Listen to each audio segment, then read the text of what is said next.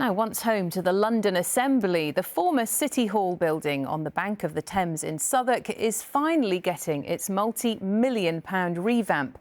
Nicknamed, wait for it, the Glass Testicle by the capital's first mayor, Ken Livingstone, the site has been mothballed for 4 years, but now work's underway to turn it into offices, shops and restaurants. But not everyone's happy with the makeover, as our political correspondent Simon Harris reports. City Hall is shedding its skin. The former home of the Mayor and London Assembly has been empty for 4 years. Now its glass panels are being ripped off as part of a plan to turn it into shops, cafes and restaurants. It is cultural vandalism of the worst sort. Brian Coleman was a Conservative on the London Assembly when City Hall opened. This was built as City Hall, seat of London governance. Instead, Sadiq moved the Assembly and the Mayor down to some warehouse in downriver in Newham. It's outrageous. The building will be renamed 110 the Queen's Walk. The familiar curved glass windows will give way to open terraces with shrubs and trees. I think initially it looks absolutely amazing because you really don't want a derelict building, an unused building right on the banks of the Thames, especially opposite the Tower of London. So I think on the whole, better to use it than leave it empty.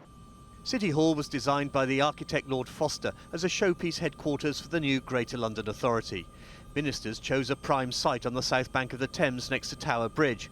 The first mayor, Ken Livingstone, nicknamed it the Glass Testicle, a phrase he didn't share with the Queen when she opened it in 2002.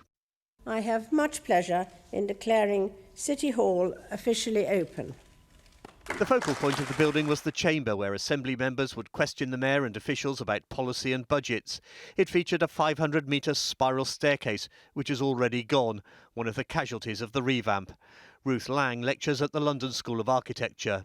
I think just after the turn of the millennium, it was one of the new icons of London, and coming at a particular time of incredible change and regeneration that was taking place around South London, it really did seem to be like the highlight of the architecture that was being produced at the time. City Hall was less than 20 years old when it shut its doors in 2021.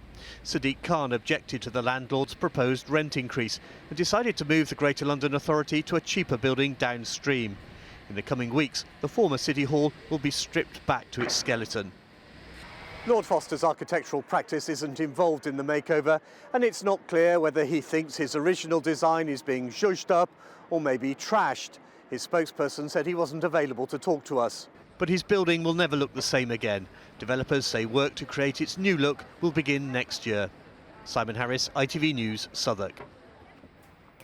And the way authorities are spending our money is one of the big topics on tonight's Late Debate. Simon's in Westminster with all the details. On tonight's programme, we'll discuss government plans to alter the funding arrangements for local councils.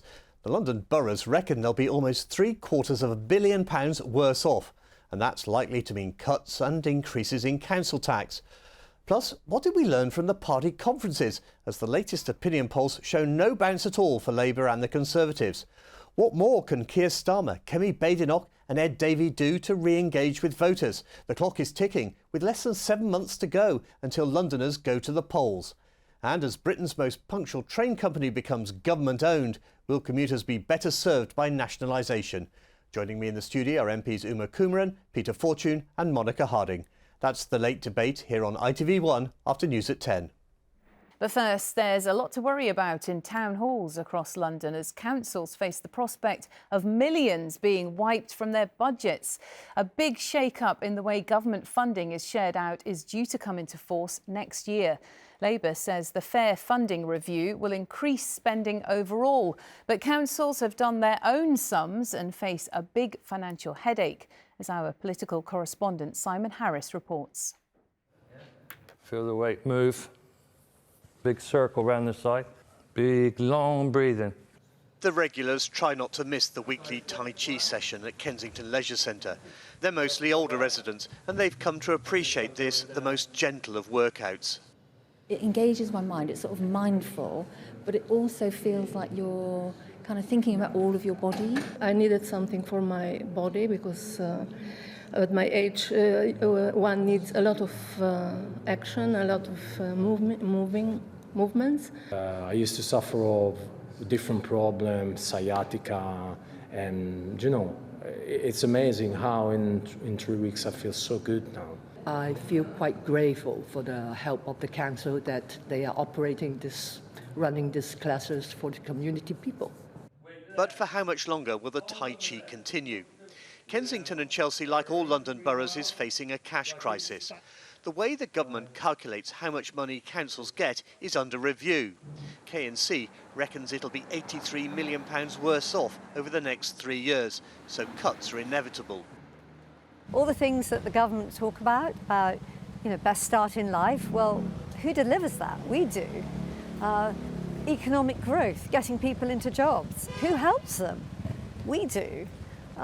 All those things are going to have to be up in the air because the depth of these cuts is so huge. Kensington and Chelsea is also looking at raising more money from council tax. 5,000 residents who are exempt might have to start paying, and second homeowners could pay double.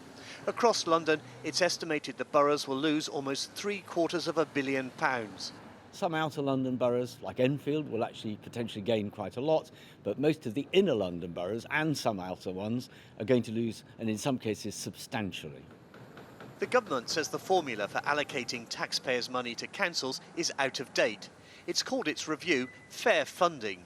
We've put out the consultation, we're just now receiving the feedback, we'll have a look at that and then we'll come up with final decisions in the end. But overall, council funding is going up faster than inflation after the Conservatives held it down for so long with all the damage that did to local services like care for older people or cleaning up the litter off local streets. The London boroughs will find out the full impact of fair funding just before Christmas, giving them a few months to work out where the cuts will fall before they set their budgets in the spring. Simon Harris, ITV News.